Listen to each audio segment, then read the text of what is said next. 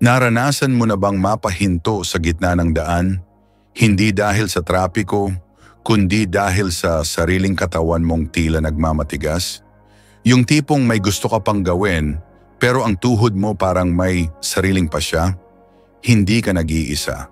Maraming Pilipino ang nararanasan ito pagsapit ng edad 60, 70 o 80. At ang masaklap, kadalasan, tahimik lang nila itong kinikimkim. Hindi ito simpleng tanda na ng panahon at lalong hindi ito dapat ituring na normal lang. Dahil kapag nagsimula ka ng mahirapang maglakad, kasunod na niya ng mas malalaking panganib, pagkakadapa, pagkabaldado, at pagkawala ng kalayaan. Ang dating simpleng lakad sa palengke o pag-akyat ng hagdan sa bahay, unti-unting nagiging mahirap at minsan imposibleng gawin. Minsan ni hindi mo na napapansin kung kailan ito nagsimula. Isang araw parang ang bilis mo pang kumilos. Kinabukasan mapapansin mong mas matagal ka nang makatayo mula sa upuan. Hanggang sa isang araw kailangan mo nang dumukot sa dingding para lang makalakad ng hindi natatakot. Pero may maganda akong balita sa iyo. May magagawa ka pa. Sa video na ito, pag-uusapan natin ang 6 na bagay na pwede mong simulan ngayon na para hindi na lumala ang kondisyon mo. Oo, 6. At bawat isa sinubok na ng panahon at napatunayan ng agham. Hindi mo kailangang gumastos ng malaki. Hindi mo rin kailangang lumabas ng bahay o bumili ng anumang espesyal. Ang kailangan lang ay panibagong pananaw, kaunting disiplina, at konting oras bawat araw para sa sarili mo. Ito ang tunay na tanong.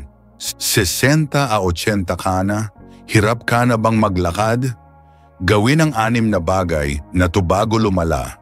Kung iniisip mong baka normal lang ito, tandaan, ang maagang aksyon ay kayang magligtas sa iyo sa mas mabigat na problema. Ang katawan ay parang halaman, kapag inalagaan araw-araw, patuloy na lumalago. Pero kapag pinabayaan, unti-unting natutuyo. Hindi ka pa huli at habang may konting lakas ka pa, pwede mong gamitin ito para maibalik ang mas malakas na bersyon ng sarili mo. Ang bawat hakbang ay mahalaga at ang desisyong manood hanggang dulo ngayon, baka ito ang mismong hakbang na babago sa takbo ng katawan mo. Kaya kung naghahanap ka ng tamang simula, baka ito na yon. Simulan na natin. Unang kalidad na tulog, simula ng malakas na katawan. Hindi ito palaging obvious pero ang mahinang tulog ay isa sa mga pinakaugat ng unti-unting panghihina ng katawan. Sa edad 60 taas, ang kakulangan sa mahimbing at dekalidad na tulog ay hindi lang simpleng pagod sa umaga. Ito ay may epekto sa balanse, koordinasyon at lakas ng mga kalamnan. Lahat ng ito ay kritikal sa kakayahang maglakad. Alam mo ba na habang natutulog tayo, saka lang talaga nagkakaroon ng full repair ang ating mga muscle fibers? Kung kulang sa tulog, hindi tuluyang nakakabawi ang katawan mo. Ang resulta, mabagal ang kilos, nanlalata ang tuhod, at parang laging may kabigat-bigat sa katawan. Ayon sa mga pag-aaral, ang mga matatandang may fragmented sleep o laging nagigising sa gabi ay mas mataas ang risk na madapa o mawalan ng balanse habang naglalakad. Ang dekalidad na tulog ay hindi lamang tungkol sa tagal ng tulog, kundi pati na rin sa lalim. Kailan ka huling nagising na ramdam mong talagay nakapagpahinga ka? Baka matagal-tagal na rin. Isa sa mga dahilan kung bakit hindi ka nakakagalaw ng maayos tuwing umaga ay dahil kulang sa REM sleep ang utak mo. Ang stage ng tulog kung saan gumagana ang mga proseso para sa memorya, konsentrasyon, at motor control. May connection din ito sa mood. Kapag kulang sa tulog, mas madali kang mainis, mawalan ng gana, at mahirapan sa simpleng bagay. Sa ganitong estado, paano ka pakikilos nang may sigla o determinasyon na gumalaw araw-araw? Bukod pa roon, ang tulog ay may malalim ding epekto sa ating hormone levels. Sa edad na 60 taas, natural nang bumababa ang produksyon ng growth hormone na responsable sa muscle repair.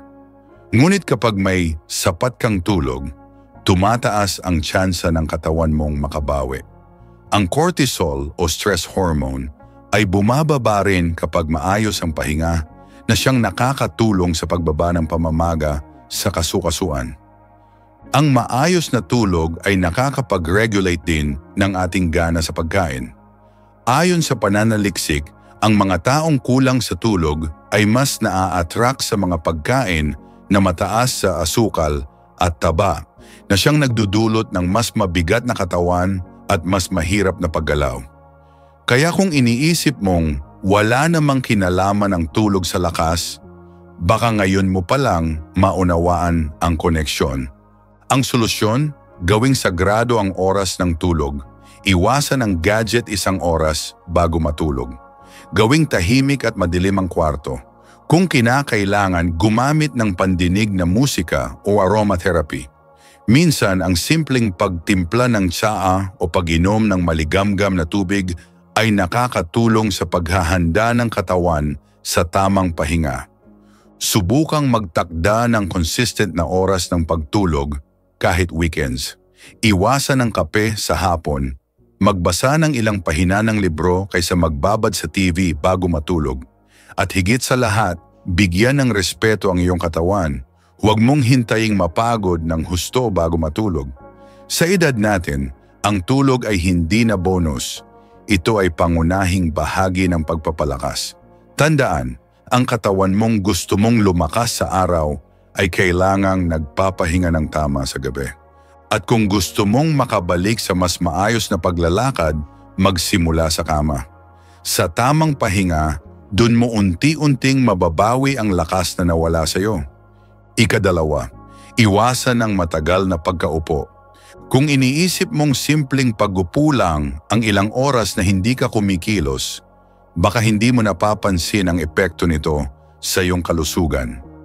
Sa totoo lang, ang madalas at matagal na pag-upo ay isang tahimik na salarin sa panghihina ng ating katawan, lalo na sa ating kakayahang maglakad. Habang mas matagal tayong nakaupo, mas lalong humihina ang ating mga kalamnan. At ang mga kasukasuan natin ay unti-unting naninigas. Parang kinakalawang. Kapag ang katawan ay hindi na ihahanda sa regular na pagkilos, pati ang sirkulasyon ng dugo ay bumabagal. Ito ang dahilan kung bakit minsan, pagkatapos mong umupo ng matagal, parang ayaw gumalaw ng mga tuhod o binti mo. Ang mababang daloy ng dugo ay nagpapabagal sa pagbawi ng kalamnan at nagpapataas ng panganib ng pamamanhid, pulikat at pananakit sa ibabang bahagi ng katawan. Isipin mo ito, ang mga binti ay parang ugat ng katawan. Kapag hindi gumagalaw, hindi rin naaabot ng dugo ang mga mahalagang parte na nagbibigay ng lakas at suporta sa atin. Kaya sa bawat oras na ginugol mo sa pagkakaupo, ay katumbas ng oras na tinatanggalan mo ng lakas ang iyong katawan. Hindi ito dramatiko, ito ay totoo. Ayon sa mga pag-aaral, ang mga matatandang umuupo ng higit sa 8 oras kada araw ay mas mataas ang tiyansa na magkaroon ng mga issue sa mobility o ang kakayahang kumilos ng malaya. Sa madaling salita, ang sobrang pagkaupo ay nagpapabilis sa pagtanda ng katawan. Kaya ano ang dapat gawin? Simple lang. Gumawa ng mini breaks tuwing ika-30 minuto. Tumayo ka, mag-unat, o kahit lakad-lakad lang sa loob ng bahay. Kahit 1 minuto lang ng paggalaw ay sapat na para ma-restart ang iyong sirkulasyon. Maaari ka ring maglagay ng paalala sa relo o telepono bilang paalala na kailangan mong tumayo at gumalaw. Pwede mo ring gawing ugali ang paggawa ng mga simpleng gawain habang nakatayo, tulad ng pagtiklop ng labada, pagsisinop ng mga gamit, o kahit simpleng pag-stretch habang nanonood ng telebisyon. Ang bawat galaw ay may halaga, at huwag mong iisipin na maliit na bagay lang ito. Ang maliliit na kilos, ang pag-angat ng tuhod, ang pag-inat ng mga braso, ang simpleng paglakad papunta sa labas ng bahay, ay parang paunti-unting ambag sa isang mas malaking layunin. ang manatiling may kakayahang maglakad. Hindi kailangang maging komplikado. Ang kailangan lang ay consistency at disiplina. Pwede ka ring mag-eksperimento ng mga gawain na hindi mo dating ginagawa habang nakatayo. Halimbawa, magbasa ng dyaryo habang nakatayo sa veranda o makipagkwentuhan sa apo habang naglalakad sa bakuran. Hindi lang ito physical na aktibidad, isa rin itong social at mental exercise na nagpapalakas ng kabuuang kalusugan mo. Tandaan, hindi natin kailangang magsimula agad sa mabibigat na ehersisyo. Ang simpleng pag-iwas lang sa matagal na pagkaupo ay malaking hakbang na para sa mas malakas na pangangatawan. Huwag hayaang mapako ka sa silya dahil habang mas matagal kang nakaupo, mas malayo ka sa kalayaang gumalaw ng mag-isa. 3 sikat ng araw, liwanag na nagpapalakas. Kapag pinag-uusapan natin ang lakas ng katawan, madalas iniisip agad ng mga tao ang pagkain at ehersisyo. Pero may isa pang bagay na karaniwang hindi nabibigyan ng pansin, ang araw. Oo, ang simpleng sikat ng araw ay isa sa pinakamabisang paraan upang mapanatili ang lakas ng kalamnan, lakas ng buto at balanse ng katawan, lalo na sa mga senior na gaya mo. Alam mo ba na habang tayo'y tumatanda, ang natural na kakayahan ng ating katawan na gumawa ng vitamin D ay bumababa? Ang vitamin D ay hindi basta suplementong iniinom lang kapag nauso, ito ay pangunahing kailangan para sa maayos na paggana ng mga buto at kalamnan. Kapag kulang ka nito, humihina ang buto, humihina ang resistensya, at unti-unting nawawala ang lakas ng iyong katawan. Ang vitamin D ay responsable sa tamang pag-absorb ng calcium. Kung wala ito, hindi nagagamit ng katawan ng calcium sa pagkain, kaya kahit anong gatas pa ang inumin mo, kung kulang ka sa araw, kulang pa rin ang epekto. At kapag mahina ang buto, mas mataas ang tsansa ng bali, paggadapa, at maging ang simpleng paglalakad ay nagiging mahirap. Bukod pa roon, ang sikat ng araw ay may malaking epekto sa ating balanse. Ayon sa mga pag-aaral, ang mga matatandang may sapat na vitamin D ay may mas mababang insidente ng pagkadulas o paggadapa.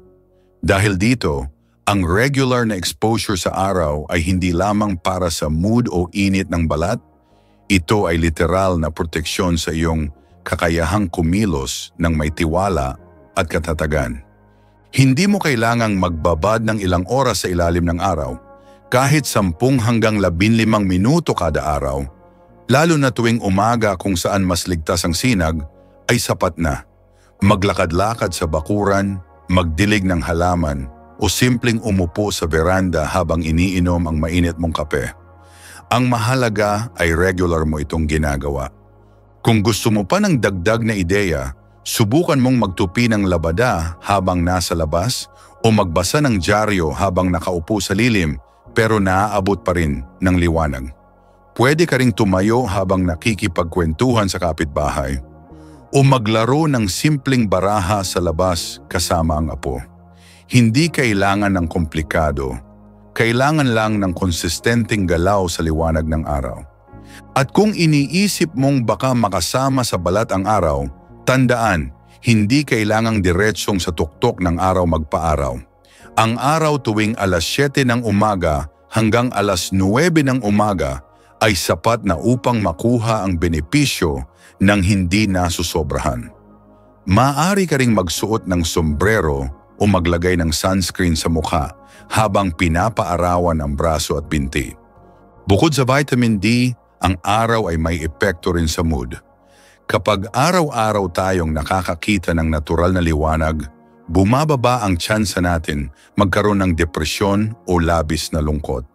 Para sa maraming seniors na hindi na masyadong nakakalabas ng bahay, ang simpleng exposure sa araw ay nagiging tulay para bumalik ang sigla sa kalooban. Dahil ang malakas na katawan ay nagsisimula rin sa malakas na isipan. May mga senior na nagsasabing hindi na nila kaya ang mahabang lakad. Pero ang totoo, ang pagsisimula sa ganitong simpleng hakbang Ang pag-upo sa araw kahit ilang minuto kada araw ay malaking tulong para masanay muli ang katawan sa paggalaw. Unti-unti, pwedeng dagdagan ang galaw habang nasa arawan.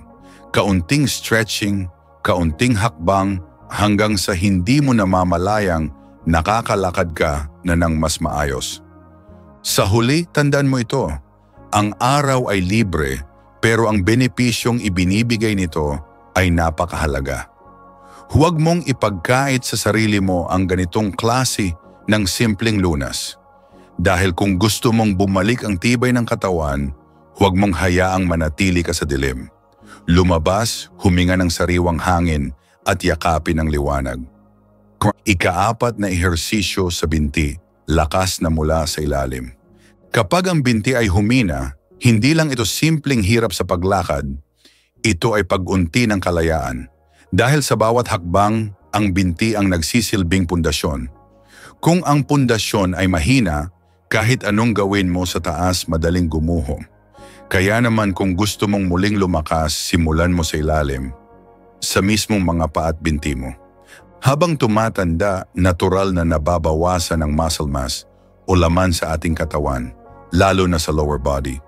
Ayon sa mga eksperto, maaring umabot ng 3 hanggang 5% na pagkawala ng muscle mass kada dekada simula edad 30. Ibig sabihin, kung hindi natin sinasadya ang paggalaw ng binti, mas mabilis itong humihina.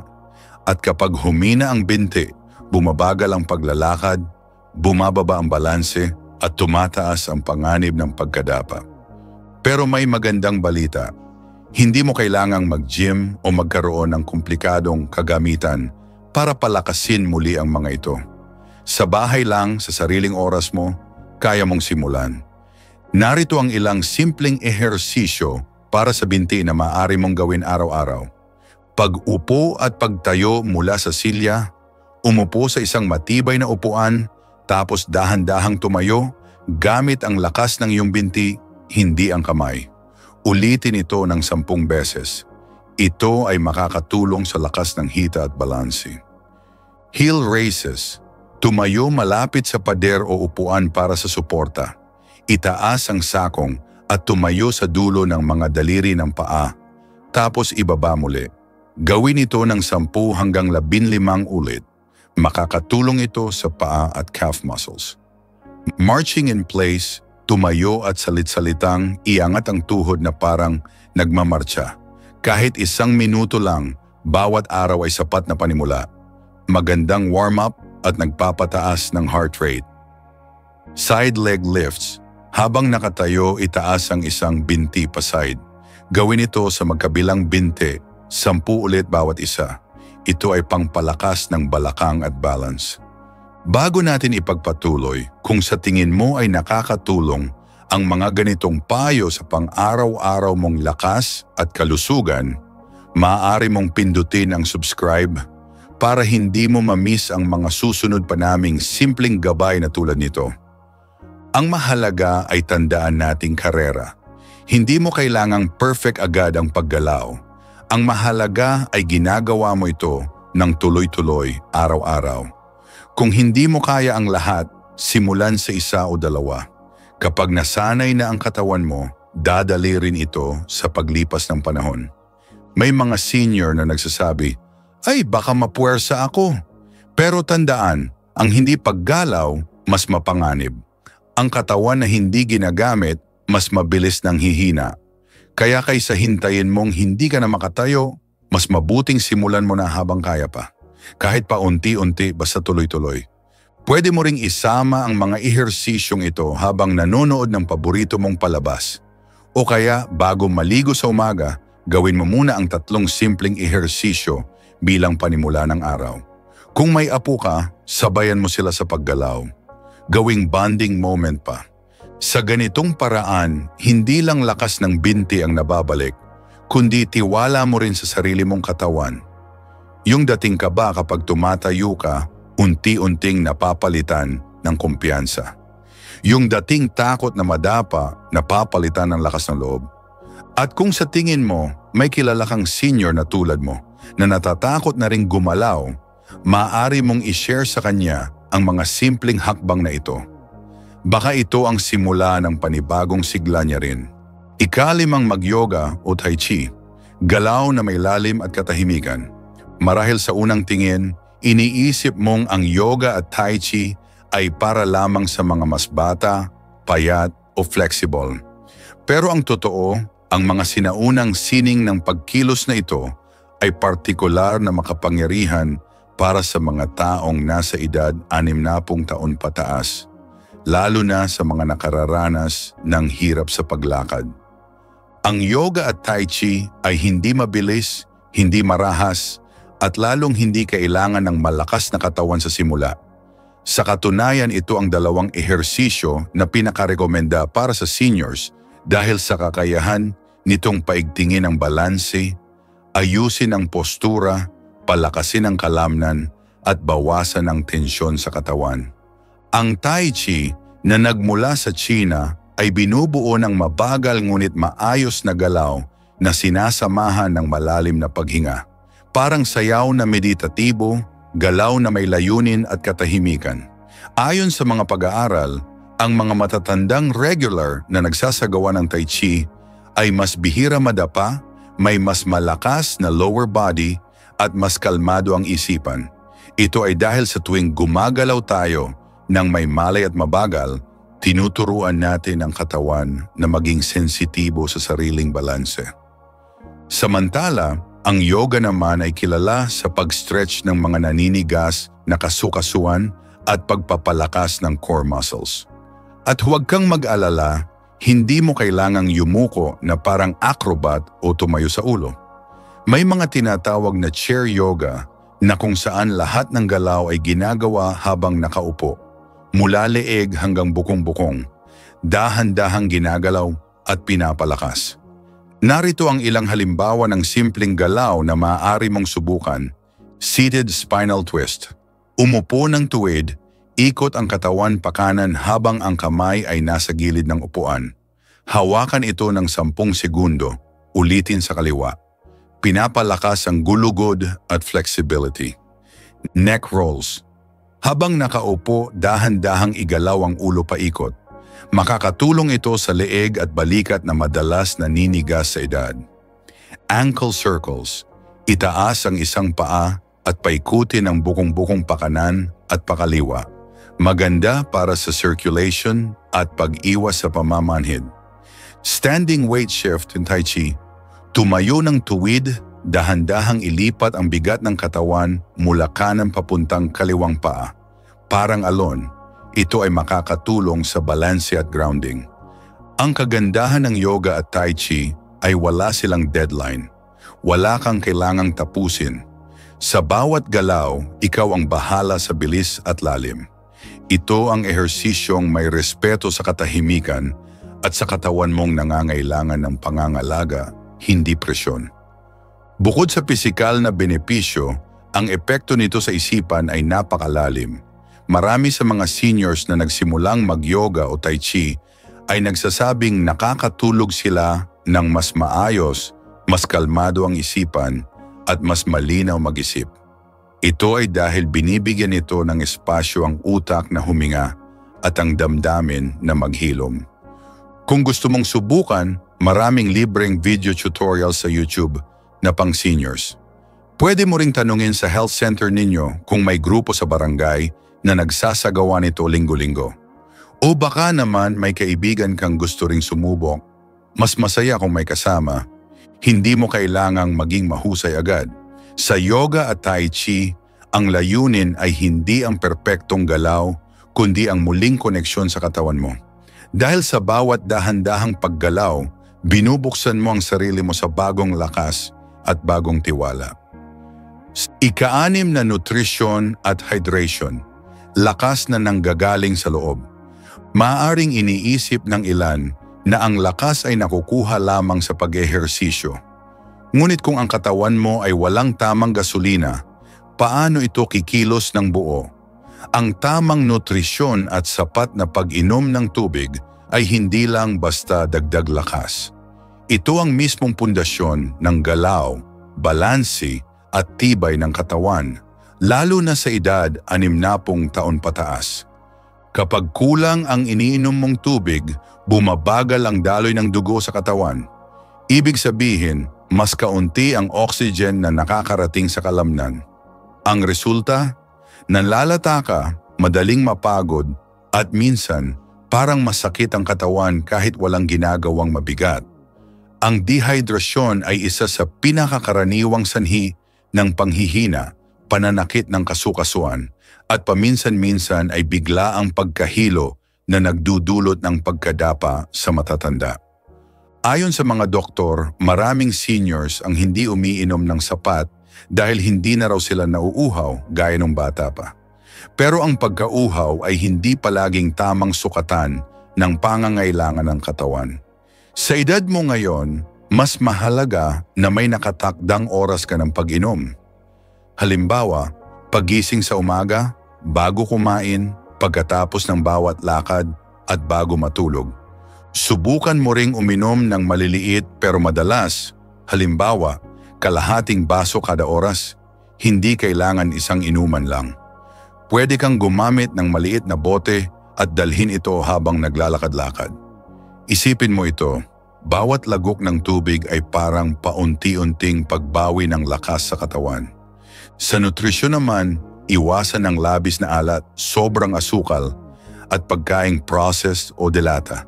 Mas mainam ang mga pagkaing makulay, gulay gaya ng malunggay, kalabasa, carrots, at prutas gaya ng saging, papaya at mansanas.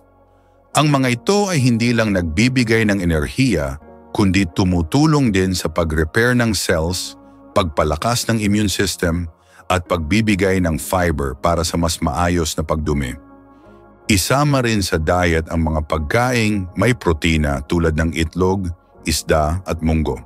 Ang protina ay mahalaga sa pagpapanatili ng muscle mass na kritikal sa lakas at kakayahang maglakad. Huwag matakot sa tamang taba, gaya ng galing sa abokado o niyog, dahil ito ay nagbibigay ng pangmatagalang lakas. Kung minsan ay wala kang ganang kumain, subukan ng maliliit pero masustansyang kainan sa buong araw. Halimbawa, isang itlog at saging sa almusal, kalabasa at isda sa tanghalian, at tinolang manok sa hapunan. Iwasan ang kape sa gabi dahil pwedeng makaapekto sa tulog mo na gaya ng tinalakay natin sa unang bahagi ay mahalagang bahagi rin ng lakas. Para mas madali, maghanda ng nakatakdang meal plan kada linggo. Pwede kang gumamit ng simpleng notebook o kahon kung saan nakalista ang pagkaing lulutuin mo. Mas masarap kumain kapag alam mong ito ay may saysay sa kalusugan mo. Ang katawan ay parang tanim. Kung anong isinusubo mo, siya rin ang magiging bunga sa lakas mo. Hindi sapat ang galaw kung walang tamang pagkain, at hindi sapat ang pagkain kung kulang sa tubig. Ang dalawang ito ay kailangang magkasama, parang haligi ng bahay na parehong may papel sa pagtayo mo araw-araw. Kung kaya mong magsimulang magdagdag ng isa o dalawang masustansyang gawi ngayong linggo, magagawa mong paunti-unting buuin muli ang katawan mong dati kayang-kaya ang kahit anong lakad. Kung narating mo ang bahaging ito ng video, isa lang ang ibig sabihin niyan. Gusto mong bumawi, gusto mong kumilos, gusto mong mabawi ang dating lakas na unti-unting nawala at hindi mo ito basta tinanggap. Iyan ang unang senyales ng tunay na lakas, ang kagustuhang magpatuloy. Lahat ng 6 na bagay na ibinahagi natin mula sa maayos na tulog, pag-iwas sa matagal na pagkaupo, sikat ng araw, ehersisyo, yoga o tai chi at tamang pagkain at tubig, lahat ito ay simpleng hakbang. Pero kapag pinagsama-sama, isa itong makapangyarihang pagbabago na pwedeng magpalakas muli sa iyong katawan. Wala tayong hinahanap na perpektong pagsunod. Ang mahalaga ay nagsimula ka. Kahit isa o dalawang gawi lang ang maisabuhay mo mula rito, iyon ay isang panalo na. At ang bawat maliit na pagbabago, kapag paulit-ulit, ay nagiging bahagi ng bagong ikaw. Mas matatag, mas buo, mas buhay. Maaari mong balikan ang video na ito kahit kailan. I-replay ang mga bahagi na gusto mong ulitin. Dahil bawat ulit mo, may bagong lakas kang nadadala sa sarili mo. At kung may kapamilya kang nahihirapan din sa paglakad o unti-unti na ring humihina ang katawan, huwag kang mag-atubiling ibahagi ito sa kanila. Minsan isang simpleng panonood lang ang nagbubukas ng pinto para sa pagbangon. Kung gusto mong patuloy na makatanggap ng ganitong uri ng kaalaman, simple, practical at makatao, maaari mong pindutin ang subscribe. Hindi para lang dumami ang numero namin, kundi para hindi mo makaligtaan ang mga susunod pang payong pangkalusugan na gaya nito. Dahil kung minsan, isang simpleng paalala lang ang kailangan para muling bumangon. At ikaw, ikaw na nanood hanggang dulo, maaaring gusto mong mag-iwan ng isang simpleng komento sa ibaba. Sabihin mong, andito ako at babangon ako.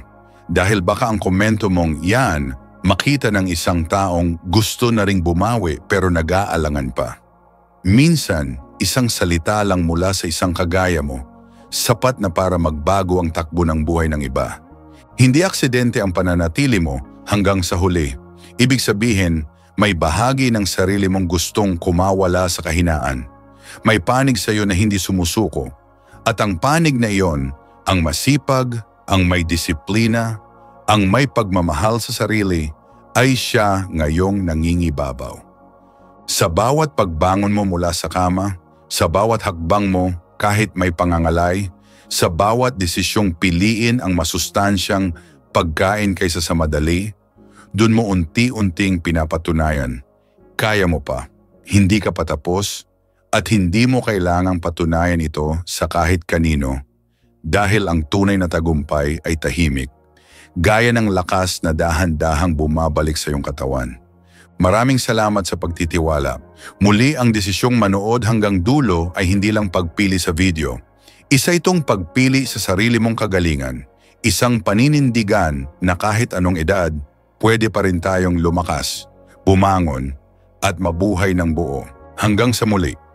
At kung nararamdaman mong may patuloy na kirot, paminsang pagkahilo o hirap sa paglakad na hindi nawawala, huwag kang mag-atubiling kumonsulta sa inyong doktor o health center. Ang gabay ng eksperto ay mahalagang bahagi rin ng totoong pagbangon.